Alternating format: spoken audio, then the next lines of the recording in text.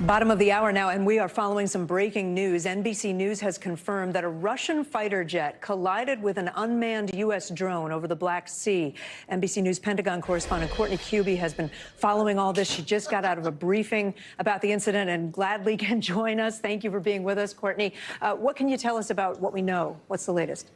So we know a little bit more now after the briefing, and we also have a response from the Russians. So from the U.S. side, they're saying that there were a couple of Russian fighter jets, Su-27s. They were behaving in an unsafe and unprofessional manner, according to the U.S. military, including doing things like flying right in front of this unmanned MQ-9, a drone, a U.S. drone, flying in front of it, flying right too close to it, and at some point even dropping jet fuel on top of it, which I got to say, Kate, we've been hearing about intercepts for a long time. That's the first time I've ever heard of jet fuel being used in that way during one of these incidents. But anyway, one of the Su-27s just got too close. Its wing clipped the drone's propeller, and the U.S. had to down it in the Black Sea. Now, the U.S. saying it was flying in international airspace over international waters, and they say, according to two defense officials, when they brought it down in that international water, they were able to wipe the software from it to ensure that, in fact, if someone else gets their hands on it, like the Russians, they won't be able to exploit any of the information on it. But as I said, we got a little bit more of a description of exactly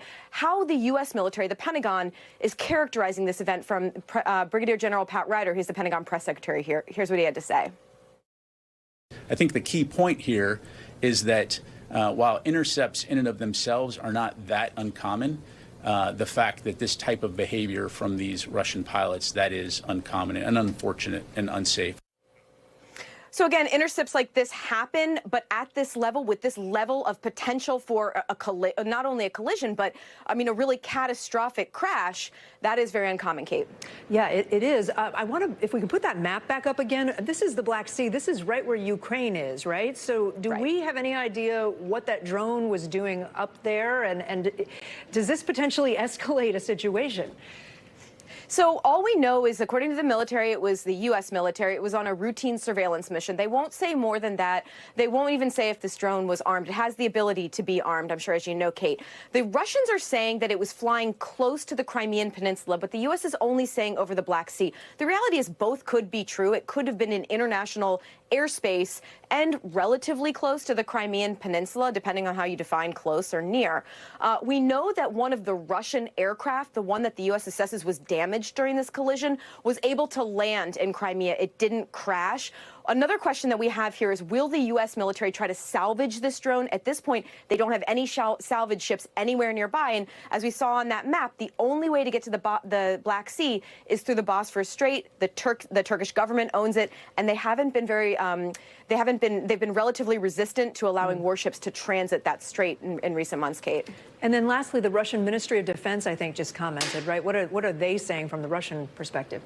They have a pretty different version of events here, Kate, saying that, in fact, the Russian aircraft didn't ever collide with the U.S. aircraft, that, in fact, it just lost altitude and crashed into the ocean. They're denying that they were involved in this in any way. They're also alleging that the U.S. aircraft didn't have its transponder on and accusing it of violating international rules of the airspace, essentially, by not having that activated at the time, Kate. Again, they have a very different version of events than what we've heard from the U.S. military.